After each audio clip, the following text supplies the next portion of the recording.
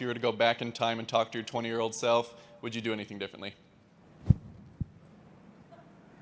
Go back in time to your 20-year-old self.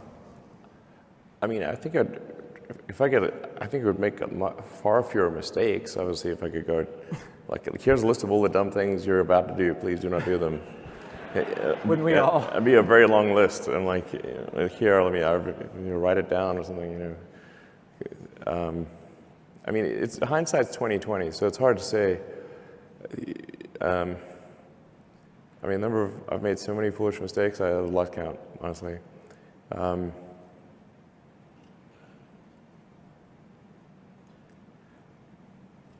mean, some of these things I just wish like that's simple sort of mantra, management by rhyming. I mean, it worked for Homer, okay? But management by rhyming is that thing I was saying, like, if the schedule is long, the design is wrong. We've overcomplicated the design many times. And I think we should have just gone with a simpler design, with the acid test being, how long will it take for this to fly? And if it's going to take a long time, don't do it. Do something else. If you look at, say, Falcon 9, it's got an aluminum lithium tank, but then the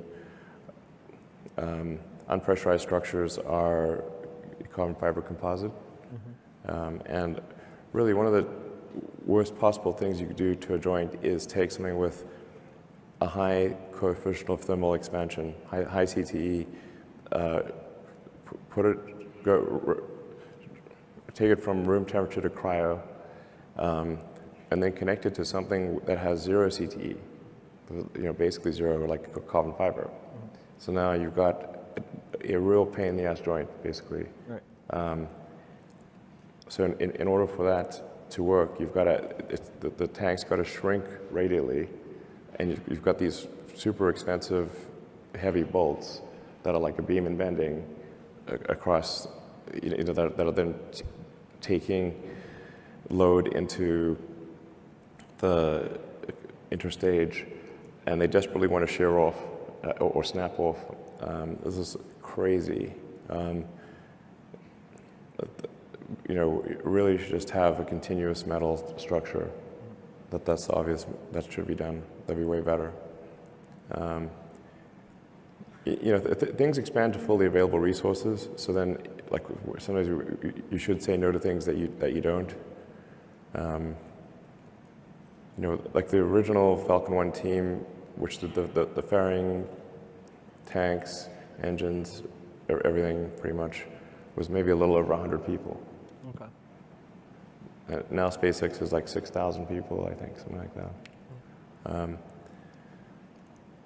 So really just simplify your product as much as possible.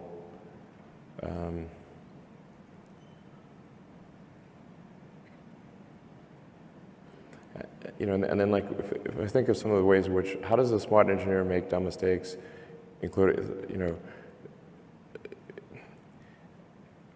optimize something that shouldn't exist. Don't optimize something that shouldn't exist.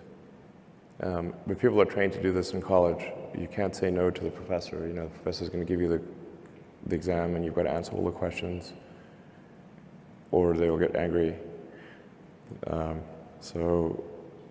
And give you a bad grade. So then you always optimize you always answer the question. A lot of the times you should say this is the wrong question. Right. In fact, the question is definitely wrong to some degree, just how wrong. And I think just generally taking the approach that your design is some degree wrong, probably a lot more than you think. Your goal is to make it less wrong over time.